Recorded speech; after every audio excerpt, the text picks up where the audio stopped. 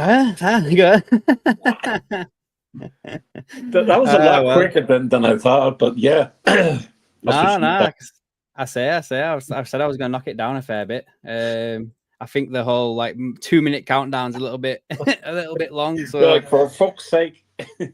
Yeah, I thought I'd do like a right quick one instead. Now I've got Doug with us. Doug's here. All right, Doug, how you doing, good man, Doug. How are you?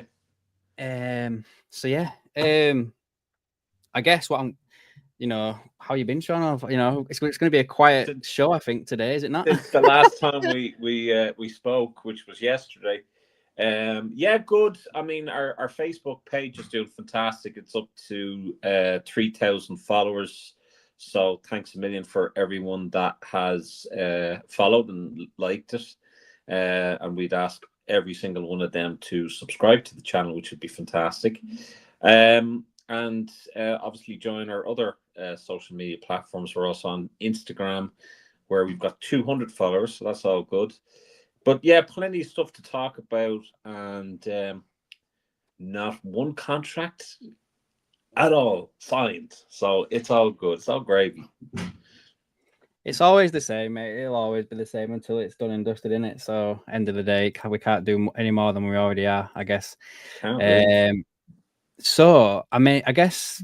Oh, Doug's going to Liverpool next Wednesday for the dress rehearsal of the Carabao Cup final. Well, fair play, Doug. Fair play. Done, mate. I'll be over in May.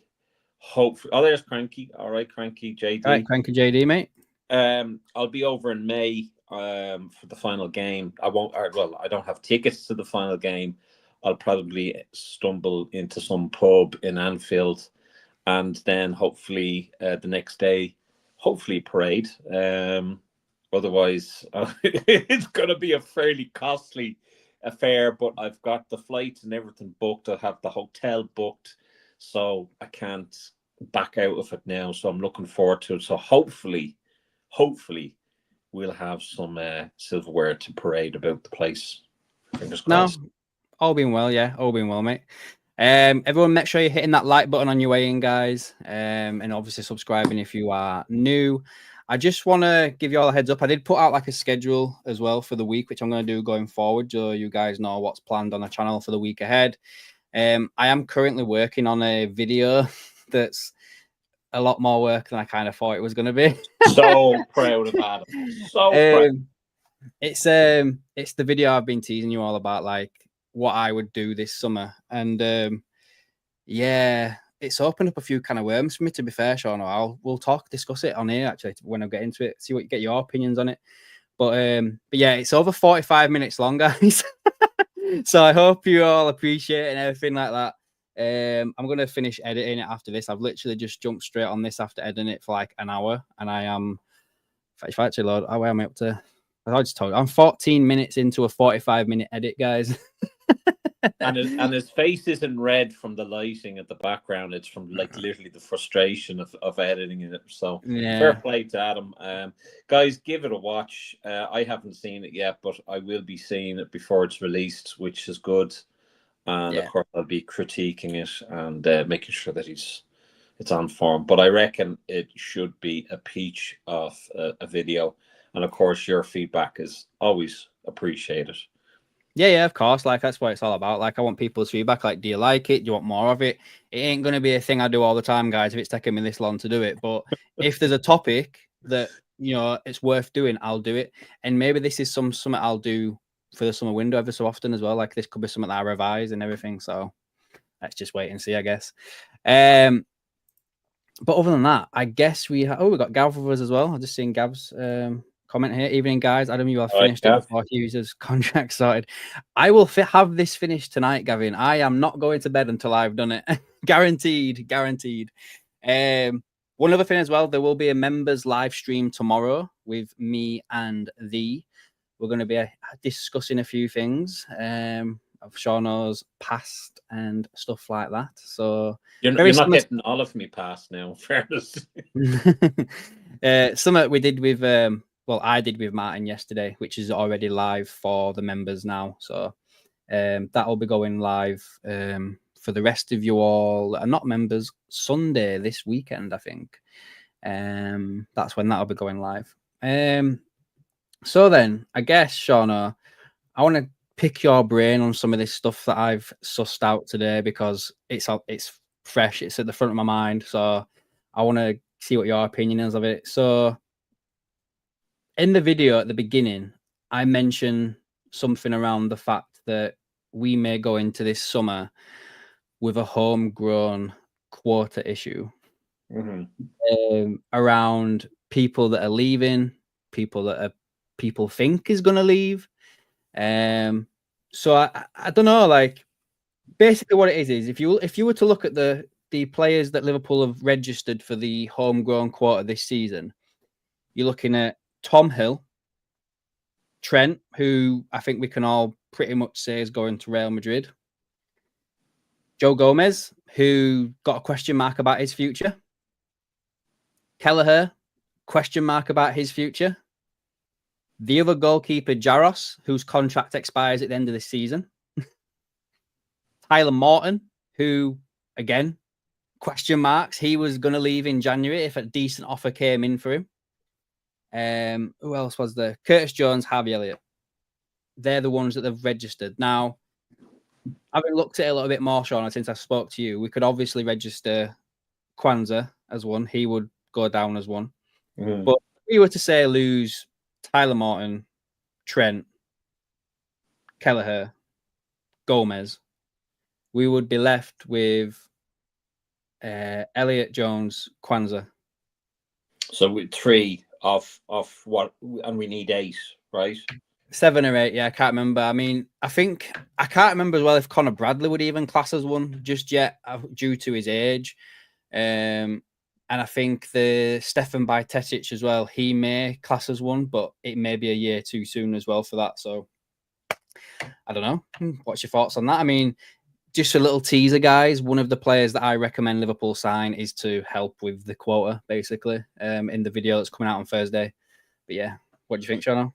Well, I mean, as if I don't suffer from anxiety enough as is, when I hear something like that, and what you told me there at lunchtime, I was like, oh, for fuck's sake.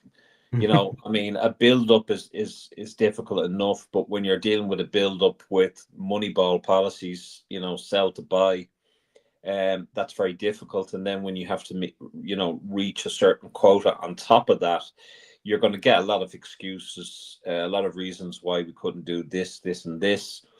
And you're going to get a lot of those YouTubers and podcasters and journalists that, you know, spin that yarn to keep their perks. That will be playing on side with the owners and with Richard Hughes and telling us, you know, we're so lucky to have him. I think the contracts, I think the way that has been dealt with, not just for the 3 that are about to leave at the end of the season for absolutely fucking diddly squat, nothing. I think the contracts for players that are running up into 18 months of their remaining of their contract, I think that's been a disgrace. And I really don't know what it is that Richard Hughes is doing at the club, unless he's just, you know, playing pool in the clubhouse with his mate Edwards, or I don't know what the fuck he's doing. But I know, I can only see that he's doing fucking nothing.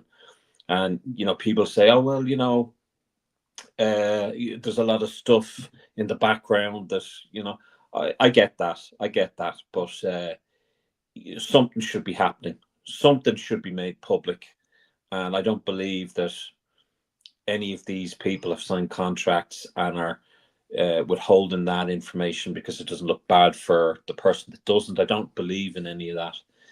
But I think we're going to have a very, very messy transfer window. And I hope to Christ I'm wrong. He's working at the new cafe bar. Yeah, absolutely. Yeah, I mean, I think Diaz could certainly leave. Let's face it, FSG doesn't inspire much confidence. I think summer is going to be a nightmare. I think so too. I think like this season, I think will be our only chance for a while this is what I feel now, and I hope I'm wrong, of course. This season, I reckon, is our only opportunity of winning silverware for a good while. I think it really depends on this summer if we get our act together, get our shit together. But that all depends on a change of policies and on getting their finger out.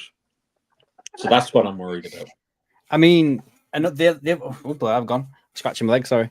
The other question as well, Sean, that popped up when I was doing this, and I haven't told you this one yet, mate. Oh God! But this is another issue that we could potentially have. So when I was doing the centre back breakdown, right, I did obviously 2 scenarios. One, Van Dijk stays. One, Van Dijk goes. Right. In the one where Van Dijk goes, you've also got to add in the fact that there's still the question mark around Joe Gomez. So that's 2 gone. Mm-hmm. Konate will be in the last year of his contract, and he's teasing along with the fact that he's interested in PSG and is flattered by the interest from PSG and Real Madrid, and it would be the last transfer window where Liverpool could get any sort of money for him if they decided to move him on. So that's 3.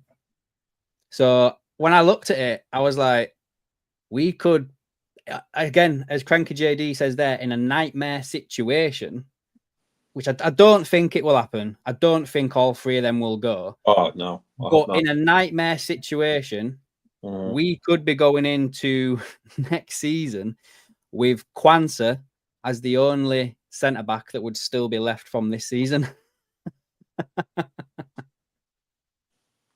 And I mean, look, Kwanzaa did fantastic when he came on. He at Wolves, he did fantastic. I mean, there was one block there that was incredible, absolutely brilliant, well done. But fuck me, man. I mean, Christ Almighty, that's. And it all, honestly, I feel like I'm talking too much about this video and I'm giving shit away. I won't say anything else about it. Away, no, but no. I make decisions in this video based on the fact that other positions need strengthening, and that's why I sell certain players this summer if I was in charge. Because money needs to be raised. Lads, I think, you know, stay tuned for Thursday. That's when it premieres. It's going to be a slobber knocker of a video, I think, and I mean it's the longest yet. So yeah, I think so. It's the longest video I've done solo. Yeah, 100%. Yeah. Got some questions. Well, not questions, some comments here. Bond says, how long does a youth player have to play for the club to be classed as a homegrown player? I think they have to have been with the club for, I'm going to have to Google it, but I think it's between 2 and 3 years before they turn 21. Let me have a quick look. Gavin says City will be back next year. Chelsea and Newcastle will be better. Plus Forest and Bournemouth always do smart business. If we get the league over the line, I want to see us buy quality. Well said, Gavin. So do I. But you know what happened when we did win the league, and you know how short we were in players then, to the point where we had to play fucking centre midfielders in defence in the back 4. So that should never happen in a club of Liverpool's stature. It should never have happened with a club that are the reigning champions. And it just it reeks of we don't have any ambition for this club. Tony Steele, how are you? Tony, I think Tony was on my Facebook years and years and years ago. So it was great actually seeing Tony up here. Evening, lads. Totally agree with you, Seano. If Edwards and Hughes don't get the stuff together in the summer, the squad could be ripped apart and left in a mess if we don't get in the right transfers. And it also, the other thing that really gets to me is it's not going to show much ambition or enthusiasm for the existing players or the players that are looking at the contracts and thinking, should I hand in a notice? Are they going to do a 5-year plan here? I don't have time to be fucking about. I want to win silverware now. That's interesting. What's that? I've just seen something that's about that. It involves one of the players that I put into my centre back discussion, but it's just come out now, so that's not added into what I put. But anyway, I just wanted to say something else as well about the how to become a homegrown, because the question was asked. So basically, a player has to be with a club for 3 years before his 21st birthday, and it also has to be before 1st of January that year to qualify as a homegrown player. So basically, a player has to have been at Liverpool from at least the age of 18 years of age to qualify as homegrown. So I think Conor Bradley may class as one now as well, actually, looking at that. So it's something I'm going to dive into and probably do a different video on. But yeah, that's it there. The thing I was going to say is one of the players who I have highlighted as a potential long-term successor to Virgil van Dijk, if Van Dijk stays, and who I want Liverpool to sign this summer, well, is an option, I think. Dean Huijsen from Bournemouth, 19-year-old defender, has got a 50 million release clause in his contract, and it's valid this summer. You're giving far too much away. Yeah. Yeah, so, Gavin's just put it there as well. Gavin, yeah. We're not gonna talk about the video that Adam is. No, I won't do it anymore. No. You're gonna have to tune into it, because I'll tell you one thing for nothing. I'm actually quite excited watching it. You know, I just hope it don't bore you. I hope you don't get bored while I'm sat there waffling. I probably will, but I'll let you know one way or another. You know that. As I got him, for fuck's sake. You're falling asleep in this clip. What are you doing between minute 5 and 10? But yeah, no, I mean, it should be a great video. I know that you put an awful lot of effort into it, so we will be premiering that on Thursday. Hopefully, I guess one thing as well to do before we go any further, guys, is this.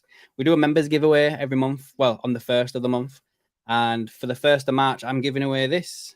Oh, we can't even see it because of the light. It's a Cody Gakpo design. It is done by a lad who I actually bought this off him. It's called Matt723 Illustrate over on X. He follows me. I've been in contact with him and just basically said, I'm doing this. And I'll literally be sharing a link to his store. He's actually got some Liverpool stuff up there right now. Like the Conor Bradley tackle on Mbappe, similar style to that Cody Gakpo thing. So yeah, that's the giveaway for the 1st of March. Guys, $1.99, $2.99 membership. Just that's what you got to do, guys, to become a part of that. You sound like Tony Gibbs from what is it? Phone Jackers. $1.99. $2.99. You've ever watched it? Tony, I knew it was you, mate. I knew it was you. So yeah, what else was there I wanted to talk about to you, Sean? I think that was pretty much it for that video. Yeah, that's it. That's it. We're finished. No, Gakpo, obviously. Yeah, he's apparently out of the game not tomorrow night, Wednesday night with Aston Villa. Apparently he's got an ankle injury that's keeping him out now, which seems to be a lot more severe than they initially thought it was going to be. Like, Paul Joyce has reported it, and obviously, I brought it up. So for the person on Facebook that kept on saying, doing a Donald Trump and saying it fake news, you should study up on the team that you supposedly support there. I think it's a great loss. I mean, he's fantastic on that side of the pitch. I think it's been a really a good toss-up between himself and Diaz in that position. But I think Gakpo has played particularly well, probably better than Diaz. And that's why Diaz has now been the false number 9. And we see that, Diaz isn't really suited for the number 9. There's big question marks over that. So, I mean, obviously we saw Diaz playing on the left-hand side, and he had a decent enough game at Wolves. So obviously we're going to see that against Villa. But then that leaves the question mark then of who's going to play the number 9, and I can't see Nunes doing it. I think Nunes has gone down the pecking order, and I think he's done. So you'll probably see Jota and probably Nunes coming on after the hour mark, probably. Yeah, I agree with that. I mean, we're gonna do like a match preview for the game tomorrow. I'll do it tomorrow, or before I do my thing with Seano. Or we could do it together, mate. It's up to you. We could do it together before we do the thing. Yeah. So yeah, I do think though that Gakpo is going to be a miss. I think we missed him at the weekend. Though Luis Diaz, he was a lot better in that position, wasn't he? On the left, I think he was a lot better. But I mean, at the first half of the season, I mean, it was so difficult to kind of tell who was the better one. And I think Gakpo got a few goals there in the Champions League, I think it was, or the Cup, and one of the domestic cups, and that kind of edged Diaz out. And I think Gakpo has performed that better than Diaz on the left. So obviously we've had it difficult with the number 9 position, with Nunes hitting crossbars and going offside and just not been on form. I mean, his work rate is great and all of that, and no one can take that away from him. But we need him to score goals. And even when he came on there against Wolves, I don't think he was all that great, to be honest with you. So, Gakpo's going to be missed. Definitely missed, because he's dangerous on that left. I hope he's back for the City game. I mean, like Gavin says there, he could be out for up to He could be out for up to 3 weeks. And Gavin has also said here that we need to start Darwin, as Villa Park is a big pitch with Villa playing a high line. I can see that. David Crompton, evening, mate. Thanks for being a member for the past 6 months, pal. I hope you're doing well. Oh, what the hell is that? That's some random stuff. Wow. I don't know what that is. I don't know either, but I mean, Owned has just thanked you. You know, yeah, Owned. Thanks, mate. Owned. Appreciate that. Your continued membership greatly supports this channel. Thank you, David Crompton. Wow. I'm going to see if they do anything now if I say something on it. But yeah, what I guess as well, you know, with the defense as well, do you throw Konate back on? I mean, I know we're getting into the thing about the video tomorrow, and we will mainly talk about the Gakpo thing. But I guess the question mark for me is, what do you reckon about the Konate situation? Do you throw him back in, or do you go with Kwanzaa? Yeah, it's done it again. Has it done it again? Yeah, it's done it for you.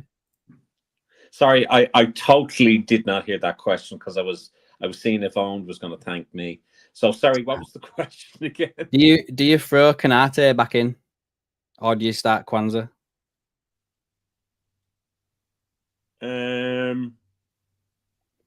That's a good question. That's for the chat as well, guys. Let us know what you think about that. That's a good question. I say Konate. Yeah, I say same. I say I agree. I would stick with Konate. I don't think he'll have the same mistakes again as he did the other day. I think he'll do just fine. Bond's gone with Konate as well in the chat. So hello, Bond. I think we'll do that one. So Seano, I know, like, I am literally trying to find other things we could talk about tonight, in all fairness, but I know you've got one that you wanted to bring up.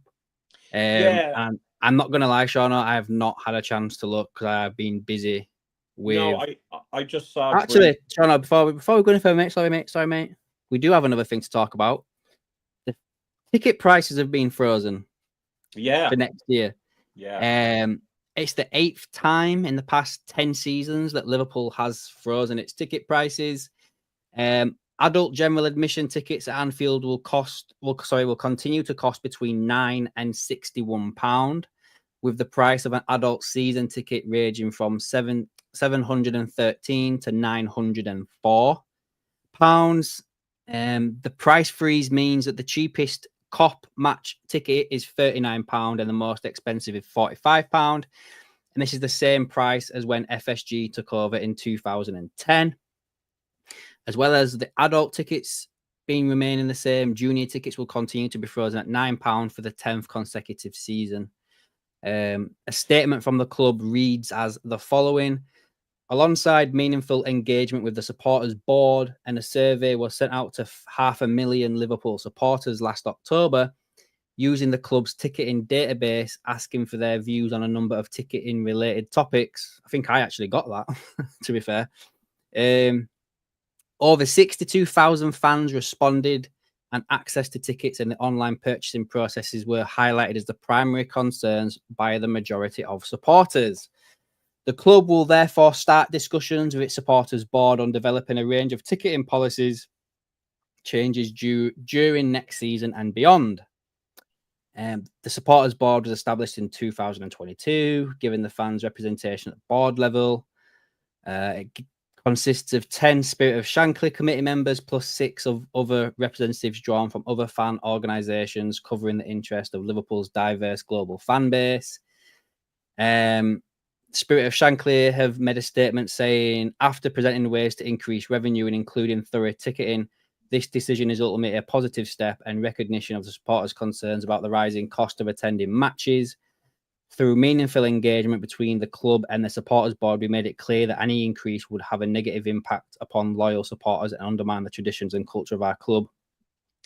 With record revenues and expanded Anfield capacity and a corporate ticketing offering 11,000 seats, we have consistently argued that further ticket prices increases were unnecessary.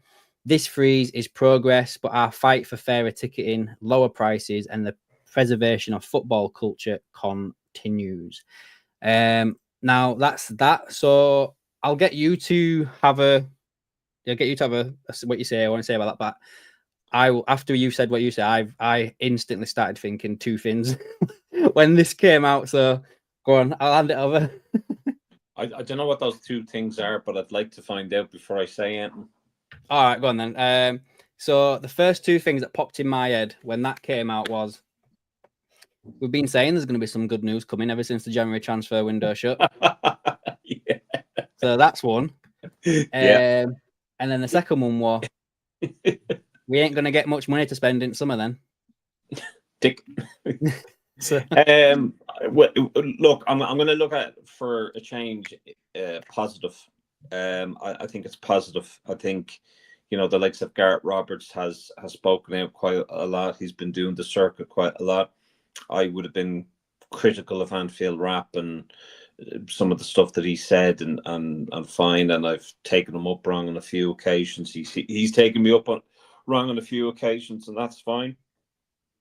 I would be a little bit skeptical about this supporters board, or the fan representation at board level. Are they looking at the full picture, or are they looking at the picture for locals? And that would be something that I would have an issue with. One thing that worries me is that, okay, well, if they drop or have a price freeze now, what's going to happen in the future? So I think that's something that they need to work at. They also need to work at these companies that are selling hospitality tickets or selling tickets and charging an arm and a leg for it. Liverpool Football Club need to stop sponsoring these, or stop allowing these company sponsor Liverpool. I'm talking about the likes of Champions Travel, who tried to charge me nearly 1,400 quid for a day trip. Like, fuck me, like, Jesus Christ. Do you know what I mean? So that's colossal amount of money for a day trip, and it's you can't justify that no matter what. So I definitely would have a big problem with that, and that's something that we absolutely need to address.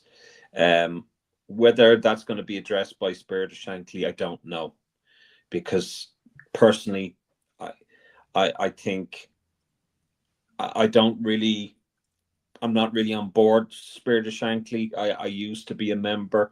I have some issues with them.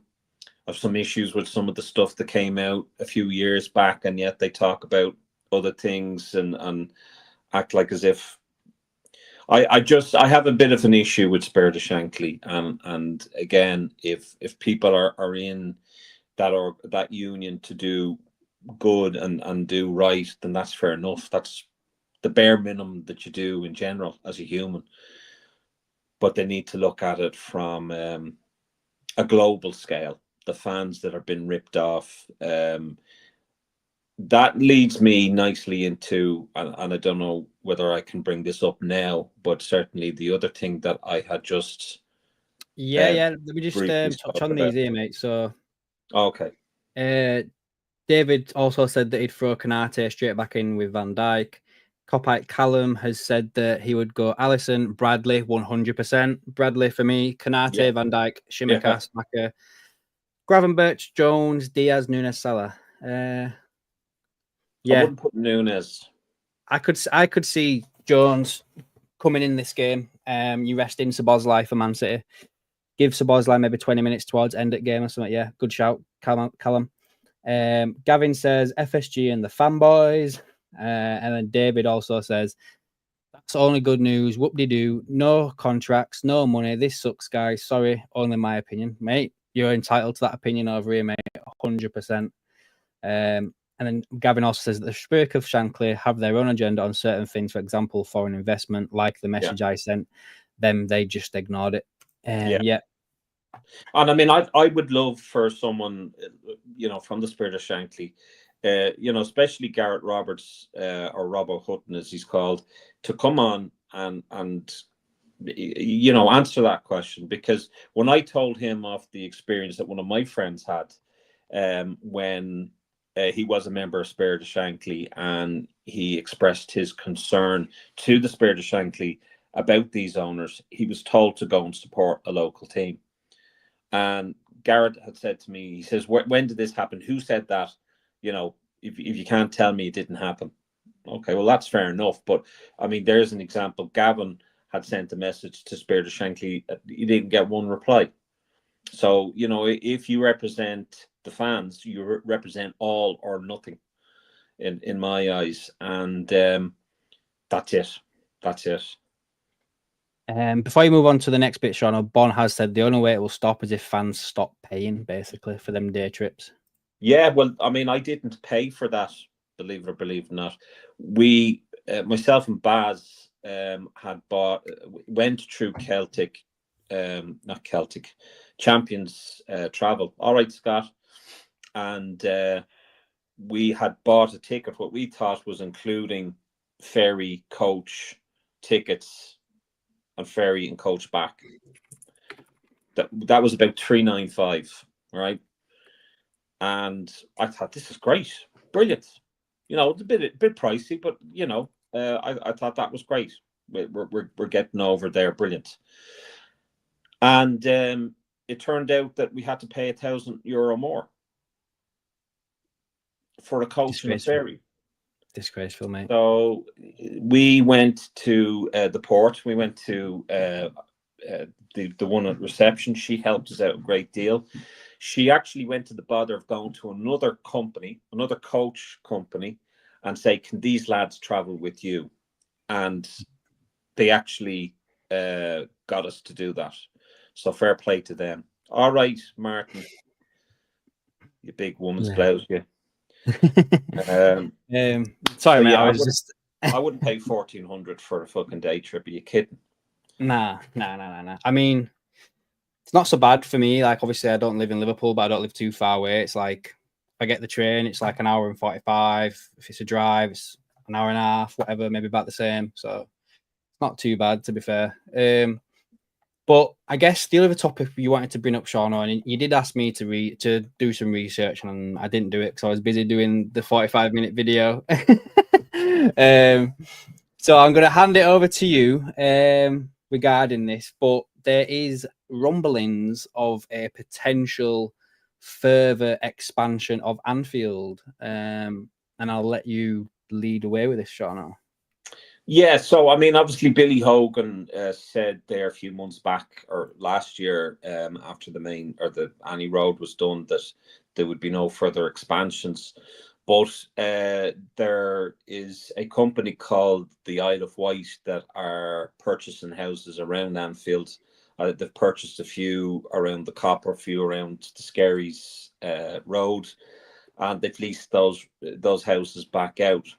There was a video on Greybeard Media, Mersey and Beyond, who have been in contact with a government official. Now, he was talking about something completely different, and it just so happened that he brought up something about Utting Avenue train station, which is looking to be done up. That's an old train station that's not used at the moment. So that's close to Anfield. So that was obviously a major issue. The transport to and from the airport or from the stadium. That's always been an issue. The other thing was the purchase of Priory Road, where they're looking to develop houses. Now, with this, they've also said that they have been in talks about further expansion of the Sir Kenny Dalglish stand, and they have been in talks with the residents. So what they are looking to possibly do is discuss with them, you know, if they wanted to have a new house up in Priory Road, which is only down the road from Anfield. It's the other side of Anfield. Actually near the oh my God, it's near Stanley Park. It's near the, where the petrol station is. Yeah. That's exactly where it is. So it's just beside the car park. So that's where they're looking to build houses, and what they're looking to do is possibly say, listen, guys, if we give you this house, will you move out? That's really what they're doing. Now, there's no rush on it. It's just a proposal, but what they're looking to do is basically take two of the rows. Basically, Skerries Road would be gone, be completely gone. So the two rows of houses behind the Sir Kenny Dalglish stand would be gone. Is there some murals around there? There isn't there? There is, yeah, there is. So I wonder what they do about that then, because I think that is all part of like, yeah, Bond's put it in twice here now. He says that he saw they'd have to buy 2 full streets of houses for it to work. So I think he's on about the same thing as you. That would to me be a bit of a shame, is because I think part of going to Anfield, especially if it's like your first time or you've not been for a while, is to have a walk around and see if there's any new murals, see the ones you've not seen before, get a picture if you've not had a chance to get a picture of them before or anything like that. So I wonder what they'd do in that situation. I wonder if they'd try and incorporate them on the stadium walls or something. I don't know. I mean, murals are there to kind of go, and I mean, I heard that they got rid of one of Klopp's ones. So, I mean, I don't think that's like going to be a major problem. I think a major problem is going to be is convincing these residents without sounding too corporate and saying, listen, would you ever move out to fuck so we can, But the other restriction with the stadium is it can only be, the stand can be only a certain height, so it's not going to be as big as the main stand, I think, or it's going to be it may be the same size, but it can't be any bigger. So what they're going to do is they're going to build out. It's going to have a bigger, obviously, a bigger back to it. I think that's probably the best way of putting it. But I mean, I can only see it being a good sign. I guess, yes, this is positive PR.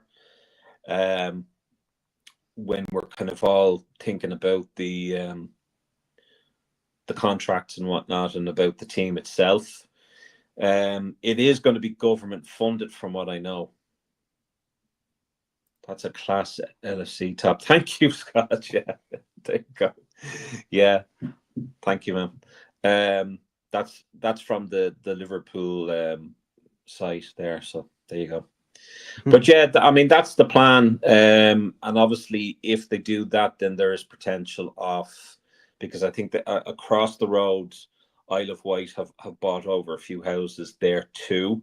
So there is a possibility of perhaps eventually them doing the COP. The COP needs doing, if anything needs doing. I mean, it looks, the COP should be like the Dortmund yellow wall. It should be like that. It That's should be what the I said biggest to you. stand there. Yeah, that's what I said to you. And I mean the problem with that is, you know, if these owners were Liverpool, knew about the history of Liverpool, what they would have done is probably do what they did with White Hart Lane and build around so that they could push the stadium up a bit, just further up near Stanley Park, because there would have been plenty of room to do that. Push the pitch further up, you know, up towards Stanley Park, and then build around that. If they had done that, they would have been able to have done something with the COP and make it yellow wall. That needs to be the pivotal part of that stadium, because you know there's, you know, Catching a bit, David, mate. Catching a bit. Jamie says problem with the COP is you have listed buildings behind it. Yeah, you do, but like I said to you, if they had have done what they did with White Hart Lane, this wouldn't have been an issue. You know, I don't know. There's a part of me, like, when I see that Everton's going to have that stadium, and I think that modern stadiums do look a little bit, they look good on the outside, but when you're on the inside, I feel like they don't have the atmosphere and stuff anymore, which would be something I would be a little bit afraid of if Liverpool did. But I'm not going to lie, there is a part of me that wishes we'd have done the stadium that Hicks and Gillette proposed, and no. like bought. I know you disagree, but I wish they'd have gone and built a new stadium. You take the gates with you take everything with you, put it in and around the new stadium. It's all brand new, it's all fresh, and blah da da da.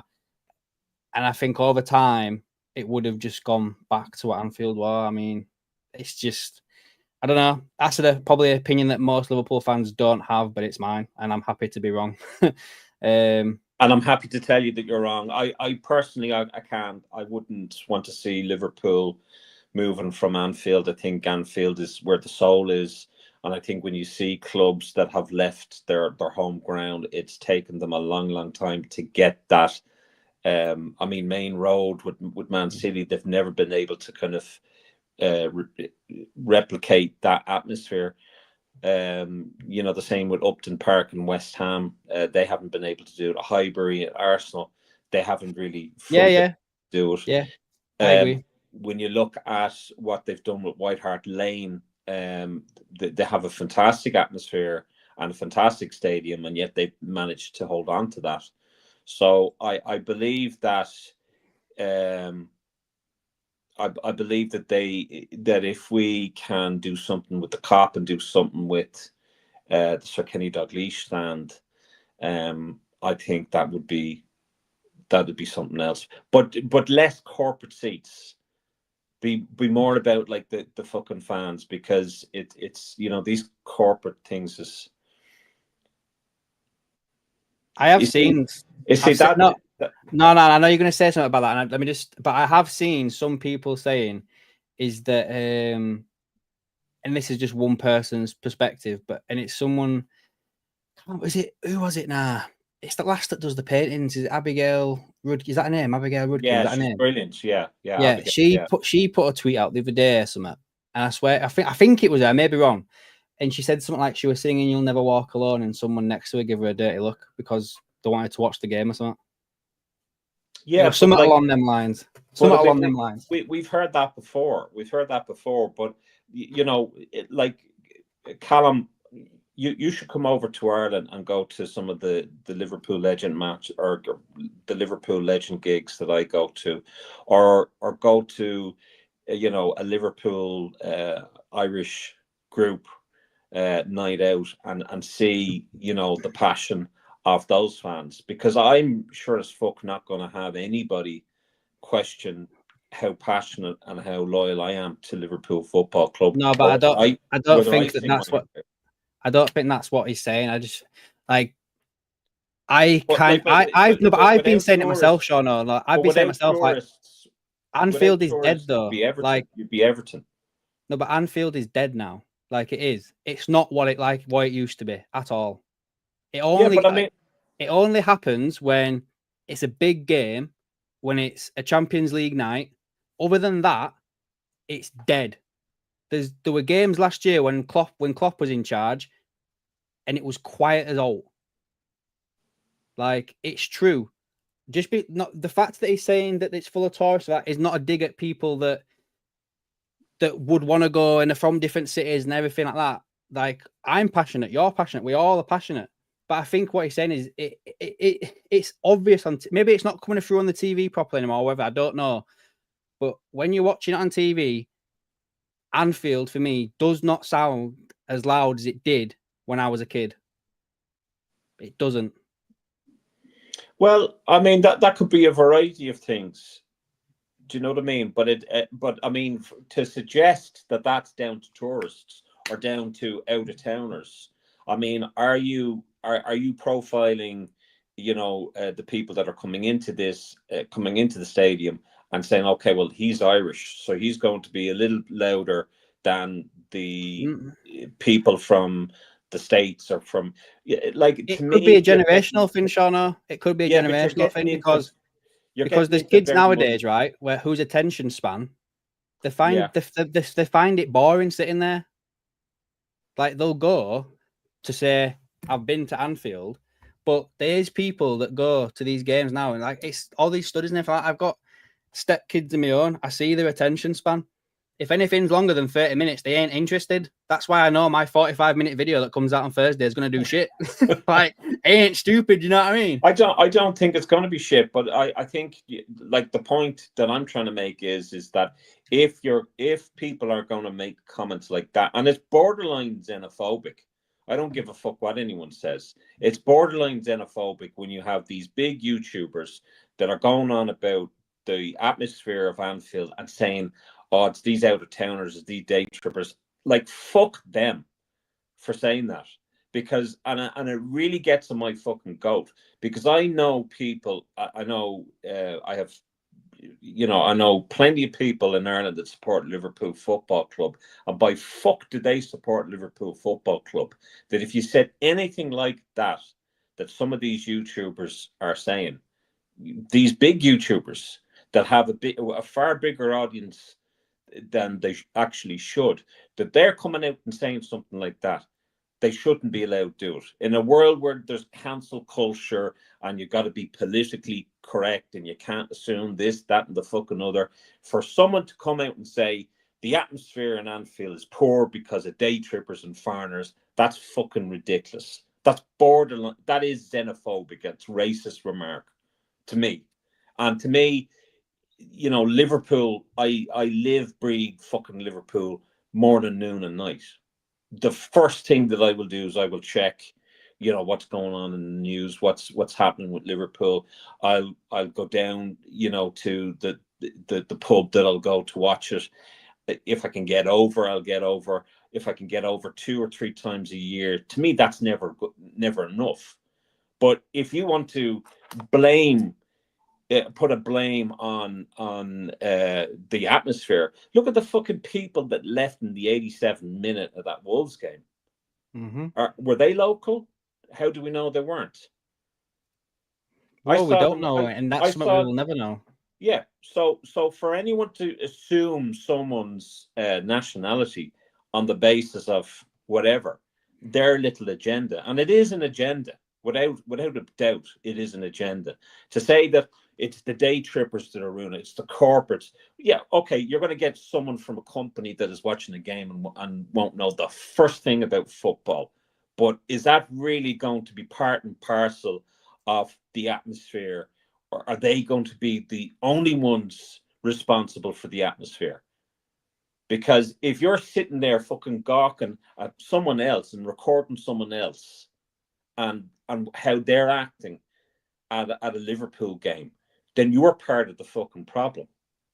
Yeah, I get very, very fucking heated when I hear people talking about nationality and trying to create a divide within the fan base.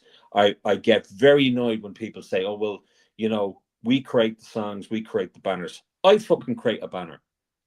There's a guy, you know, that sang "We've Got Salah da da da da da." Oh, you know that song?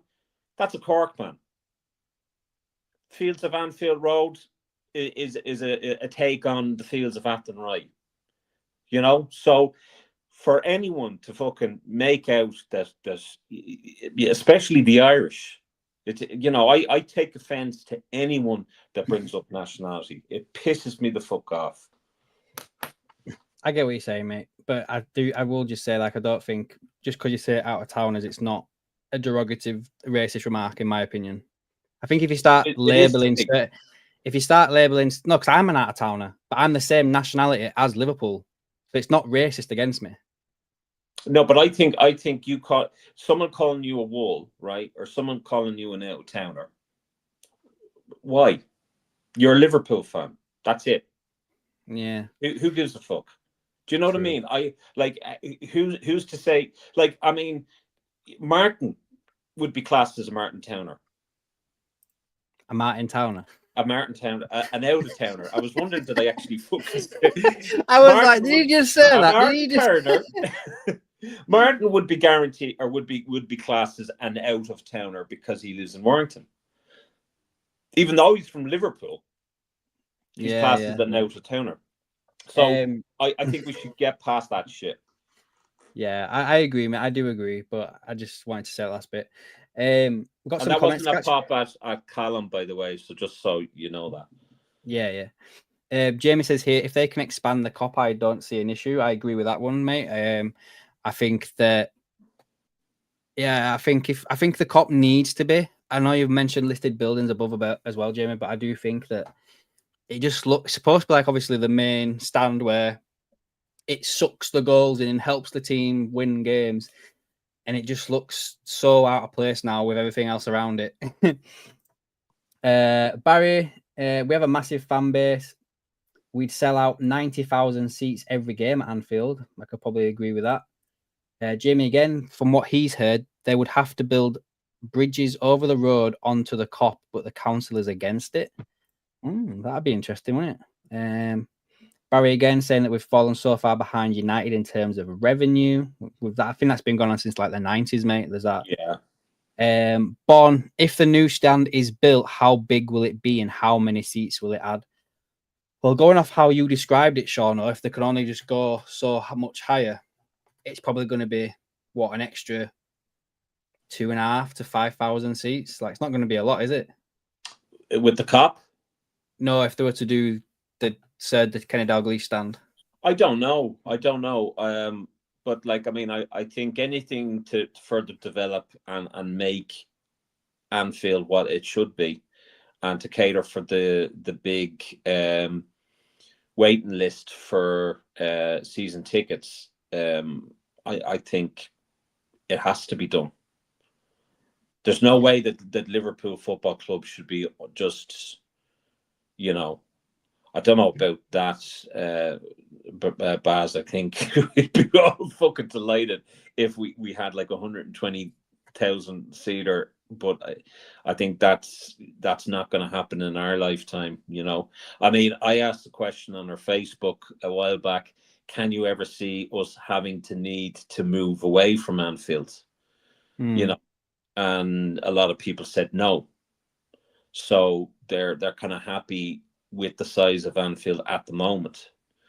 But I think that's just the relaxed attitude that we have at the moment. I think, you know, if we're happy with the football, then that's fine. But I'd love to see Anfield improved and surrounding areas. Jamie, again, he thinks that if they could build on the COP, they would. I agree. I think as much as we criticize the owners and stuff, I do think if they could actually expand the COP, that would be such a good PR move and such a good selling point for like the stadium expansion. And look how big we've got the COP now. We can fit more of you in, and you can, you know what I mean? I think that'd be such a good selling point for that. FSG, mate, they have turned Liverpool fans into customers. I think that's just modern football now, mate. Every club's the same. Well, every Premier League big club is the same now. I don't think you'll see any club that's any different, really. Barry says the night last season against Atalanta had a poor atmosphere. It did, and you know why it did? Because they had this protest where they wouldn't have banners in Anfield because of the cost of the price, the ticket increases. And Baz, who was the only one with the fucking banner? Me. And I fucking made it, and I'm Irish. Yeah. Make sure you're hitting that like button, guys, when you're coming through. And where was you up to? Atlanta. Scott says that he's been sat in stands with tourist fans, and to be honest, from my experience, they're as loud as anyone. He can only speak from his own experience. Thank you, Scott. You must have been beside an Irishman, because and in fairness, the majority of Liverpudlians would class, the Irish as part of their own. So, I only target those who call us out of towners, but the Irish are pretty much fucking Liverpudlian anyway.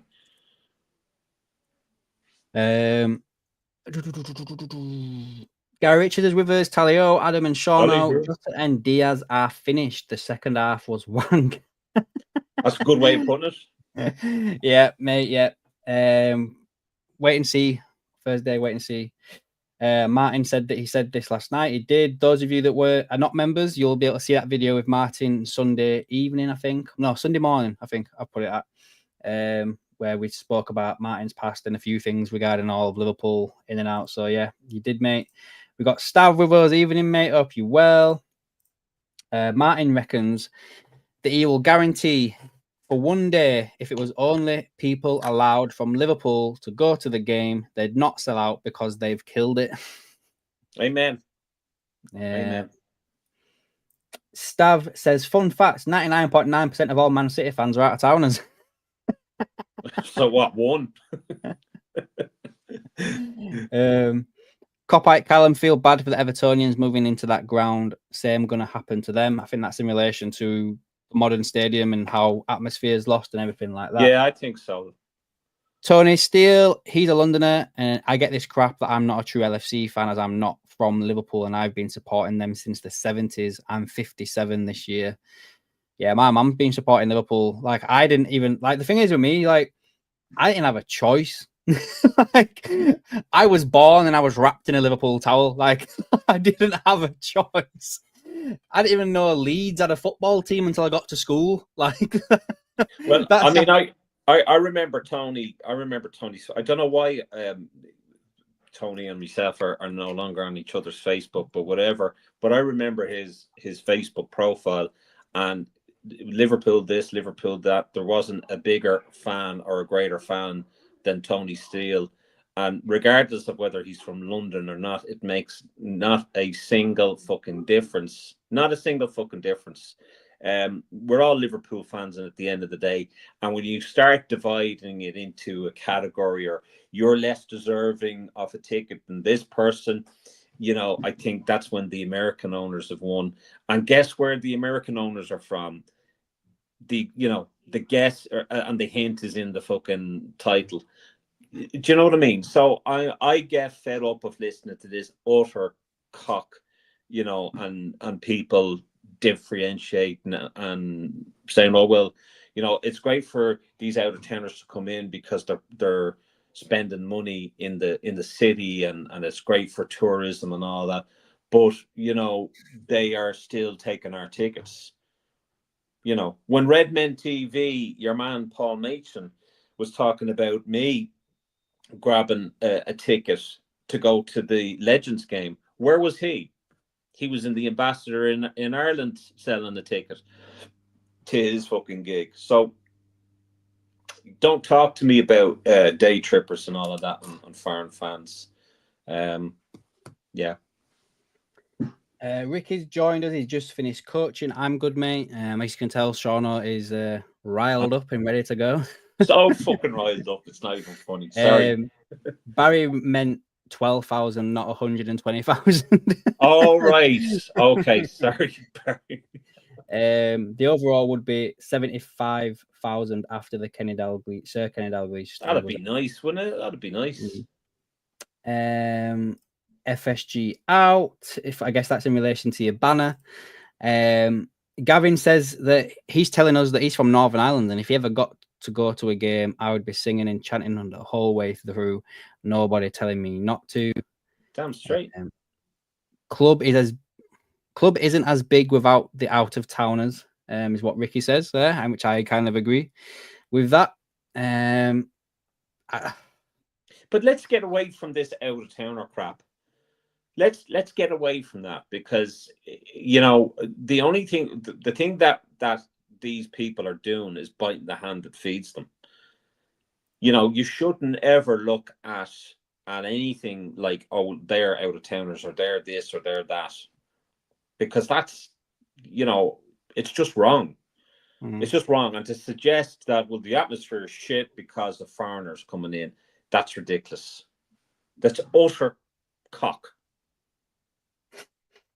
Martin's got a comment here for you. He says he's disappointed in you, Seano. He understands your frustration. You can only go on the Irish fans, but look at me. I live 15 minutes away from Anfield, and I'm classed as a wool. I know, but that's what I'm saying. That's how stupid the argument is, Martin. I'm showing you how stupid the argument is. You're classed as a wool, or if you're in a different part to Liverpool, other than the L4, you're classed as a wool. Which is like it's like, just stop the fucking labeling. You're a Liverpool supporter. Some people spend thousands of quid thousands of pounds going back and forth to Liverpool. My mum and stepdad go to Liverpool at least 2 or 3 times a year, and they'll always go to shop every time. There you go. And if they can get me tickets, I'll be their new best friend. Everybody who lives outside of L4 are a wool. That's what I said, Martin. That's what I said. If you're living out in Southport, or if you're living, you're a wool. But I heard someone talk about it on I was going to say Tinder, not on Tinder, on TikTok, and it annoyed me. Nah, you was on about that earlier on, so I kind of expected this was coming. Yeah. It was the brewing. As Gary Richards says here, we're all red, for fuck's sake. Yes, exactly, we are. Gary. Exactly. 100%. Do you know what I mean? What's John Henry and Vernon and Gordon? They're out of towners, but guess what? They're supposedly saved us. What a joke. Exactly. Surely if you travel to watch Liverpool, they would make you a more committed supporter. When we played Stoke in 2018, someone started on me in the pub after because I wasn't a Scouser. Madness. Martin is back from his... Here we go. Bring it on. Bring it on. But yeah. But I think that's ridiculous, Ricky. And I mean, that plays into what I'm saying. Someone assumes that you're, not a Scouser, and therefore it's racist. That's what it is. I don't care what anyone says. For someone to turn around and say, well, the atmosphere is shit because you're from London, or you're Irish, or is ridiculous. I looked at, and Baz will tell you, we were in we got absolutely fucking trashed by Atalanta, and we were there, myself and Baz, and I had a banner up saying "Danke Jurgen," right? Because it was my last game to see Jurgen, and I had a banner, and I put that over the style, or whatever you want to call it. But And it was the only fucking banner. The only fucking banner in that stadium at that time. But I saw people walking out 85th minute, 87th minute, and I was like, come on back. I was saying to them, come on back for fuck's sake. That's your team that's playing. You paid your money to go and see your club. And they fucking walked off. Disgrace. I know people that's, the first thing that they do, come the start of the year, right, when's the next trip to Liverpool? I've already got 2 fucking trips sorted. Yeah, we're going to be there next month, aren't we? And so. I'm not even going to fucking tell you the amount of money I spent for May. Oh my days. Martin, I don't think we're going to be on there, mate, because I want to wrap this up because I want to get this video edited, or I'm going to be up all night. Oh, he wants the link now. I think he's coming on now. All right, I'll give him 10 minutes and I'm off. I've got that video to do.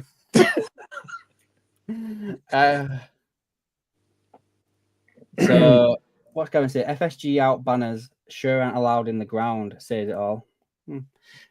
Yeah. Well, we weren't allowed no banners that day you went, though. There was no banners allowed, was there? No, there wasn't. But I hid it.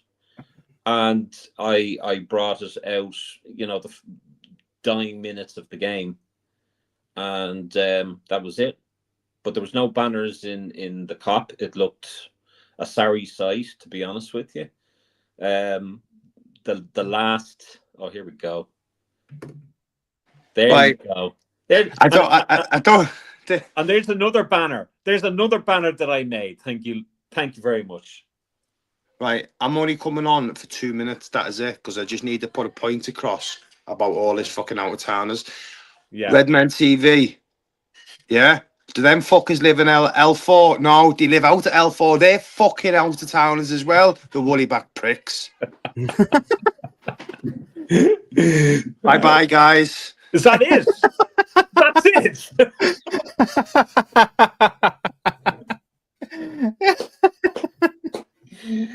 And to anyone that's offended or anyone from Redmen TV, you're more than happy to, if you want to have your say, you can come on at any stage. That's amazing, Martin. Yeah, but there you go, Martin. And the irony of him standing behind another banner that I made. My days, man. Oh, it says it all though. Like for someone to come out and say that just says it all. I'm having a quick quick look about to see if there's any other news that's been broken. It doesn't seem to be out here, does there really? There's only one Martin Mason. Nah, there's nothing in regards to Liverpool news that's broken. I've always, what I was thinking earlier on? I was thinking like, I've sat here and there's going to be one time where we're doing this and it's just going to pop up on my X account or something like that, and it's going to be like breaking news or something like that. And it's going to say so-and-so's signed, or so-and-so's leaving or something. Have we got something? No. Oh, okay, right. No, not yet. No. Martin, well, in fact, I'm going to ask AI and just see. Do you think?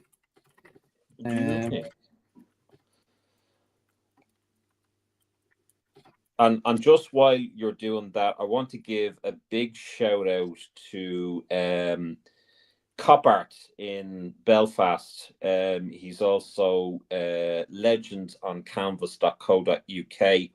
He's done a metal print of Mo Salah, Egyptian king, for me, an A3 size.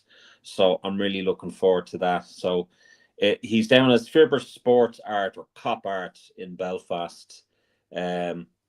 Neil is his name. Really, really nice guy. So be sure to give him a shout. If there's anything that you like, be sure that you tell him that AKM LFC sent you. So that's Fibber Sports Art, Cop Art, and their website again is legendsoncanvas.co.uk. So yeah, So I've asked it 3 separate questions. Will Trent, will Mo, and will Virgil van Dijk sign a new deal? That's the last one I'm doing now. There we go. So it says it thinks that they all will sign a new deal. And the reason why Trent will sign is because he's a Liverpool lad. The reasons why he won't sign is the Real Madrid interest. He's an ambitious player who wants to win trophies and play at the highest level. If there's any doubts about Liverpool's ability to compete for major titles, he might consider his options. Yeah. Mo Salah, why he might want to stay is a Liverpool legend already, and he could cement his legacy by staying and continuing to win trophies. He's got a good relationship with his teammates, and he clearly enjoys playing his football at Liverpool. Potential stumbling blocks is his age, and Liverpool might be hesitant to offer him a long-term contract. His financial demands that reflect his status as one of the best players in the world, and Liverpool might have to break the bank to keep him. And there will inevitably be interest from other clubs, particularly those who can offer him more money and the chance to play in a different league and win more trophies. On the Virgil van Dijk one, it says he's arguably the best centre-back in the world. He's been the rock at the heart of Liverpool's defence, and his presence makes a huge difference to the team's solidarity. He's the captain, a leader on and off the pitch, and his influence is invaluable. He's clearly valued by Slot and the club, and he's a guaranteed starter. Did I say Klopp then? I meant to say Slot, sorry. You did. He's achieved a lot at Liverpool. He's won the league, the Champions League, and other trophies. He's already a club legend.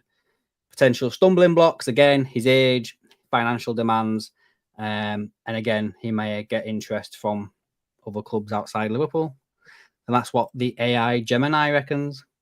I think AI Gemini is talking through their hoop. Yeah. Martin reminds me of CM Punk. Great shout, guys. Guy Richards says he would want to replace Jota with Cunha and Isaac. Cunha and Isaac, yes. Can't see that happening, but wait and see. Gavin, he's in love with Bellman. It's like an episode of Love Island. That's true as well. Is there anything else you'd like to talk about, Sean, before we get off? Well, just going back to the thing about the whole day trippers thing. I mean, I saw a video of a guy who came over, I think was somewhere in Africa or something like that. He came over and it was his first game, and he came into the cop, and the amount of emotion in him, one of the security guys had to go up and give him a hug. If that's not passion, I don't know what is, but I guarantee you that guy sang "You'll Never Walk Alone" till his voice nearly bled, and I'm sure he was every much as part of the atmosphere as a local or as any other nationality that's on there. I'm sure there'll be one or two or three or maybe half a dozen or a few hundred maybe people that aren't singing the same time that you're singing, but that is football for you.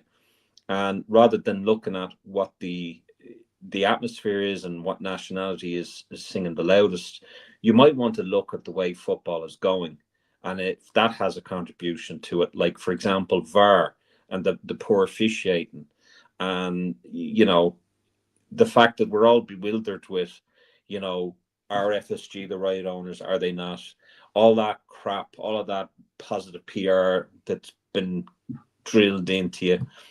There's a load of people that have an opinion about something, and it's like arseholes. Everyone's got one, and that doesn't necessarily mean you're right. It doesn't necessarily mean the one with the highest amount of following are right. It doesn't mean that we're right.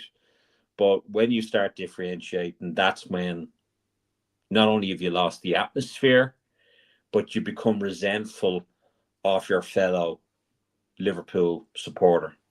And that's where you lose it. That's where the fan base become divided. And that's where the atmosphere and the real meaning of Liverpool is gone.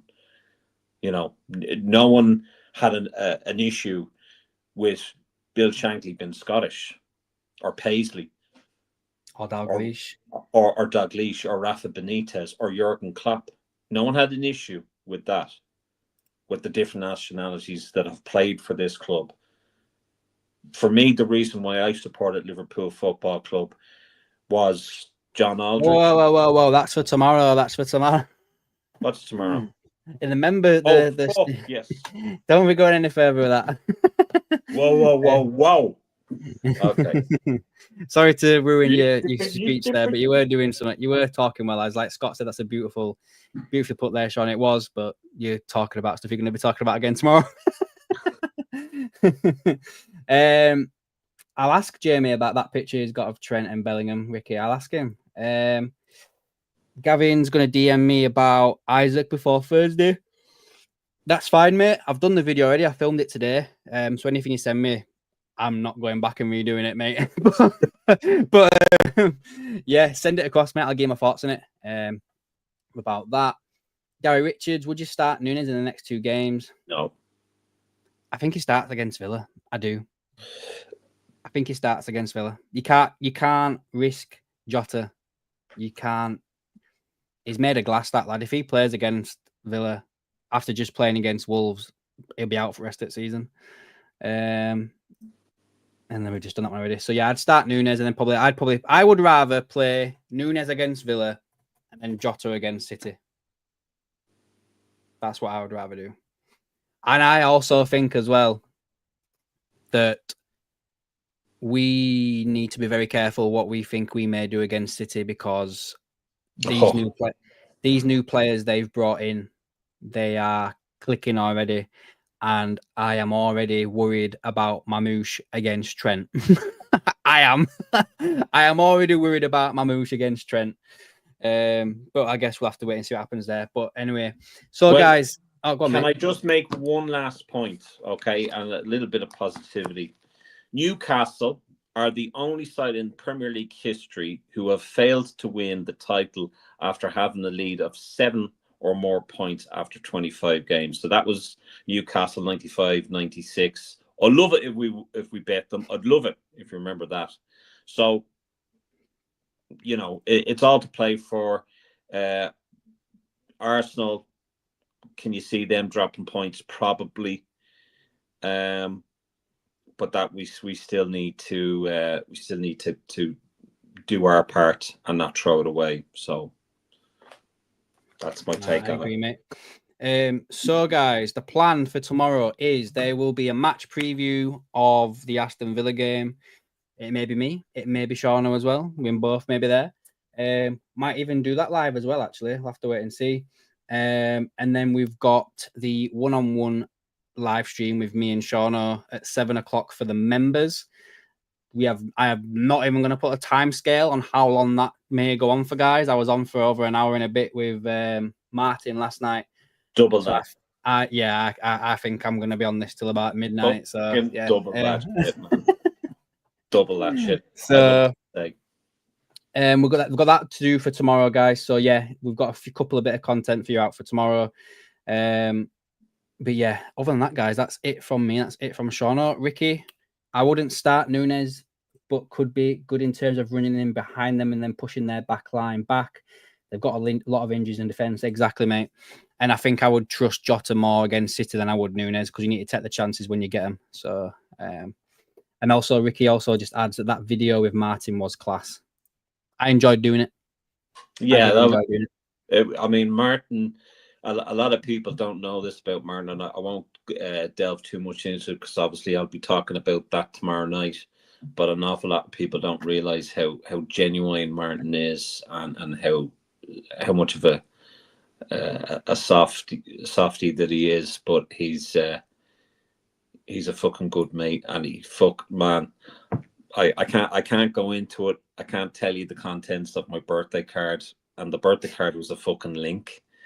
But I swear to Almighty Jesus, I cried laughing at it. No, it was a good one. It was a good one. Right then, guys, we'll leave that there for you. Back tomorrow with a couple of bits of content for you. And yeah, if you remember, keep your eyes and ears out for that tomorrow. I think we'll be starting at 7, did we say? Tomorrow night? The interview thingy, yeah. 7 o'clock tomorrow night, guys, for that. So be there for that. Again, one thing I need to actually clarify for the members that are still here: when you're talking, it's not like this where I can pop it off and pop it off. When it's a members only stream, for some reason it don't let me do it, so I have to have 2 screens where I can see the comments and see Seano. So that's going on with there. So there'll be a bit of a delay of everything like that. Gavin says that he considers all 3 of us good mates, even though he don't know us. Cheers, mate. You know I'm here for you. Anything that you need, just send me a message across, mate. See you later, Ricky. And Copite Callum says the first goal in Everton Stadium was scored by a Liverpool fan, and he gave them the 6. I've seen that. I'll send it to you, Seano. I'll send it. I've seen that. Me too, yeah. Right then, guys, that's it from us. We'll catch you tomorrow with the preview and the members stream. Other than that, thanks for watching, and we'll see you tomorrow.